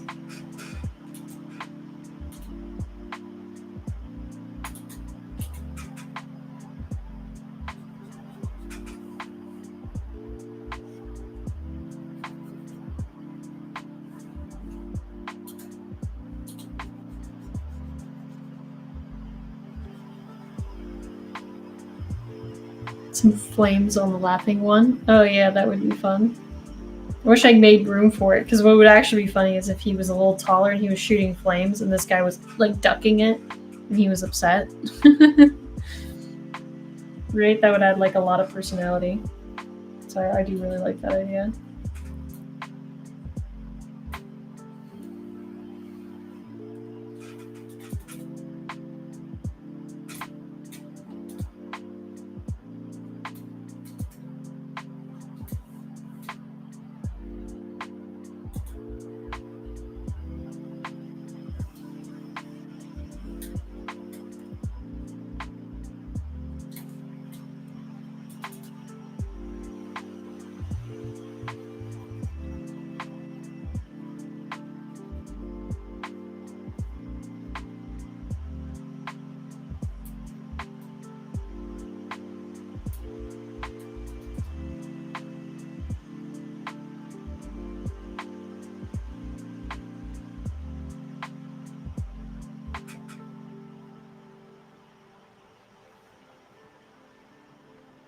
What's nice is I try to keep all these colors on separate layers so I can change them on the fly. So if I want to see what he'll look like in like a teal color or this color, whatever color, I can kind of do that pretty easily.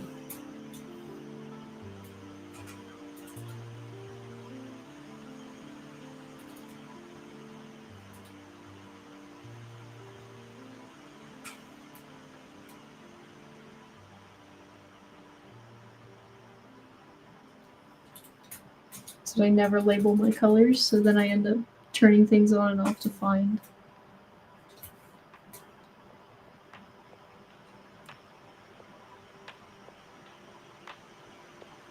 the right colors.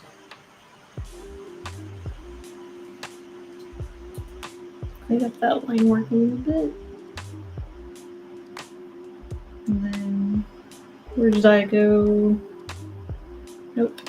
Where's Desire? There we go. Because I want to go underneath for all that, so I can grab this. Kind of make this a different color.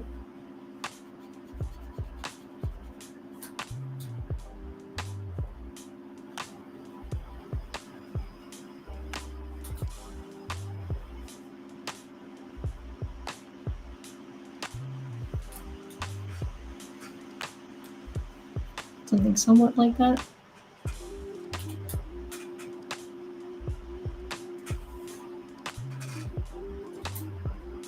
And then see if I wanted to change color. So if I wanted to see what it would look like in different colors, I can easily change the hue around to see if there's anything else that could be like potentially hitting.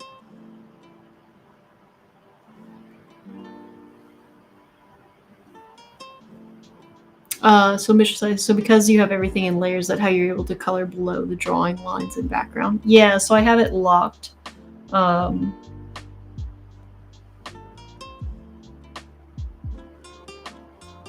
of like it's slightly more red. That's kind of cool.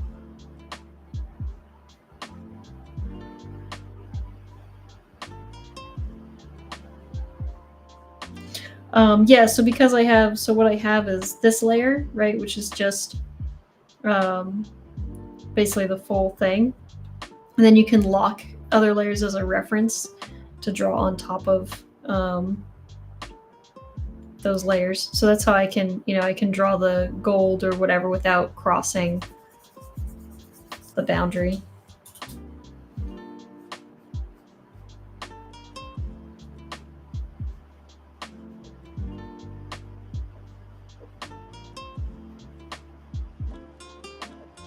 That could be kind of fun, actually.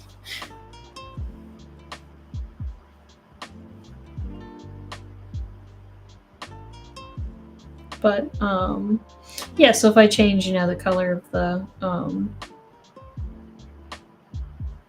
where's this underbelly? Oh, I put that with that. Never mind. I don't want to do that. I want to go back. I might like stripes later, but I want to make sure that they're on a separate layer. But now, if I need to adjust this color, I can up the saturation, or I can make it darker, or I can adjust the hue to be more red, or I could go like really far into a weirder palette, and see what like the opposite spectrum could look like. What does brighter look like, So I like kind of playing this way.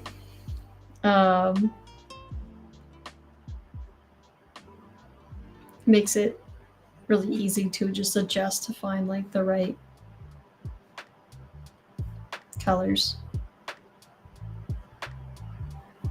It was already at a good color, but it's just an example.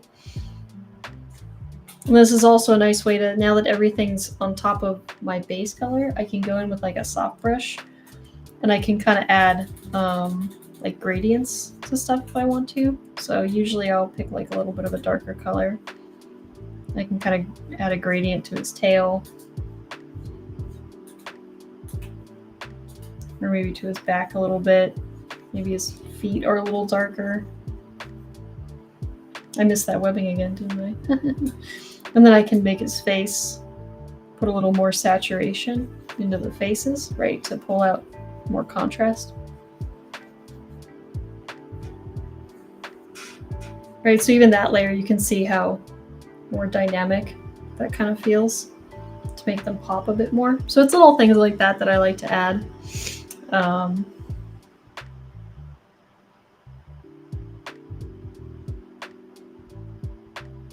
Where's that gold layer? I feel like I'm always... Where is it? Am I on it? Nope. There it is. So I always have to turn stuff on off. Or you can alpha lock it. Now I can grab this and make it slightly darker. And kind of add a gradient at the bottom. Maybe put one below for necks. It's very subtle, but I think gradients make like a really big difference in adding some more dynamic stuff to your drawing.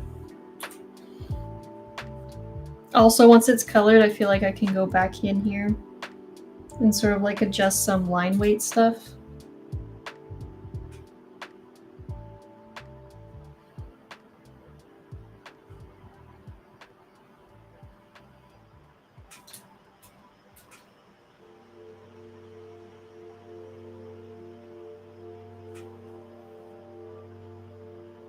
Just to make certain areas like pop more. Because that's kind of the style of what I've been going for, what I've been drawing for the game.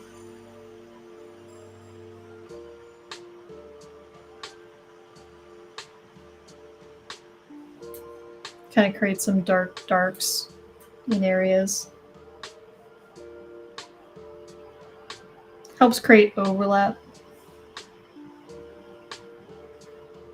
With a feeling of overlap.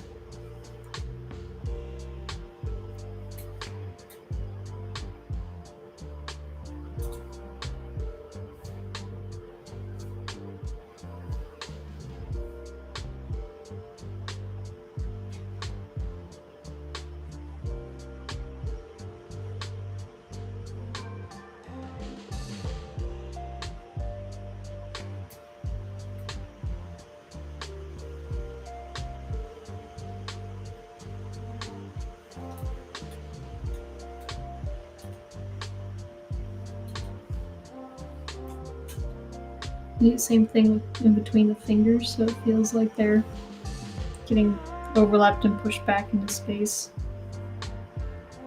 Line weight's super useful for adding a more dynamic feeling to your drawing. You know, if there's anything that's like feels super grounded, you can add that line weight in there to make it feel like it's really pressing against the floor, for example. I wish I put on a different layer so you could see the difference, but I didn't. You'll just have to rewind it.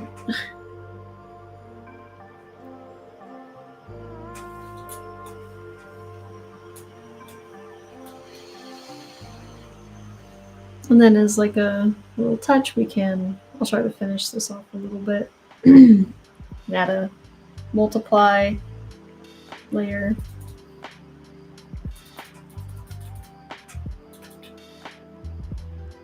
Make it warm. Just kind of add some shadows in some areas.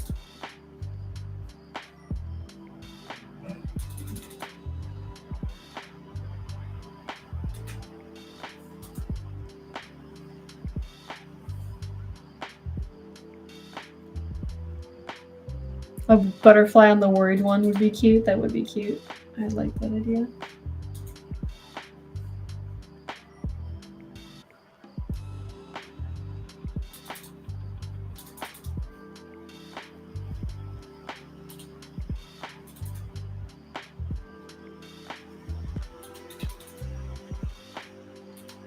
You gotta choose your style of, you know, how much shadow are you gonna put. I could do like super crazy dynamic lighting, but that's not really the style of the game. So just trying to get something that feels closer to, you know, what you'd see in the game.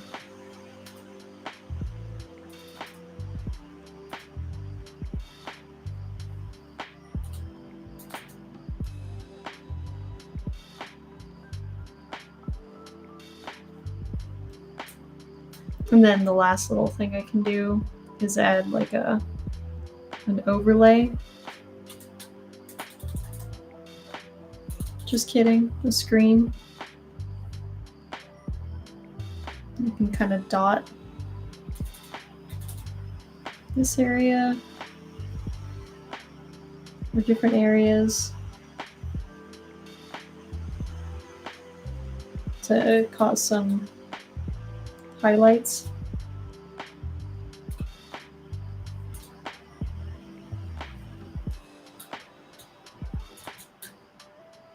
Now I usually pick the shadow color first to make it a little lighter. And then anywhere that has like really high contrast, you can make it a little brighter. But then I'll go in and kind of carve out. I won't leave it super dotted. I'll try to smooth out areas or taper things.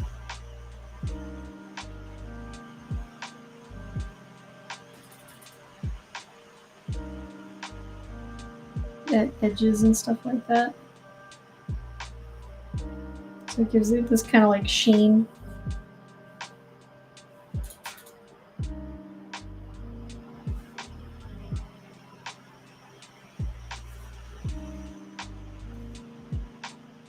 You know, I'll probably paint some stuff like that for scales and stuff in the in like the final render or the model itself, you know.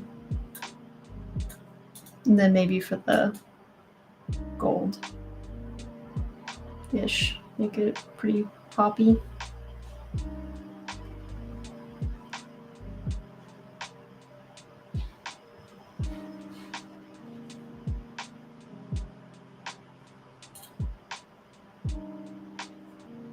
I like to get it in there first and then try to create interesting shapes afterwards.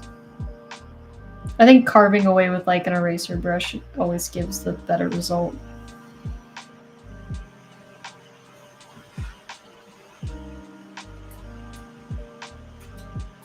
And there we go. And there's our little cartoony dragon concept. So,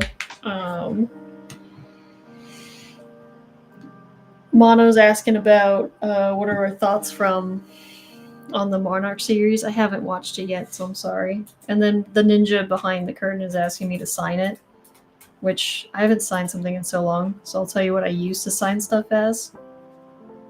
Is that, and the reason I signed it like that is it's an A and an S, but it also looks like a shark. So it looks like a shark under the water. So that was my old signature. But I haven't signed stuff in forever. But there you go. I signed it, okay.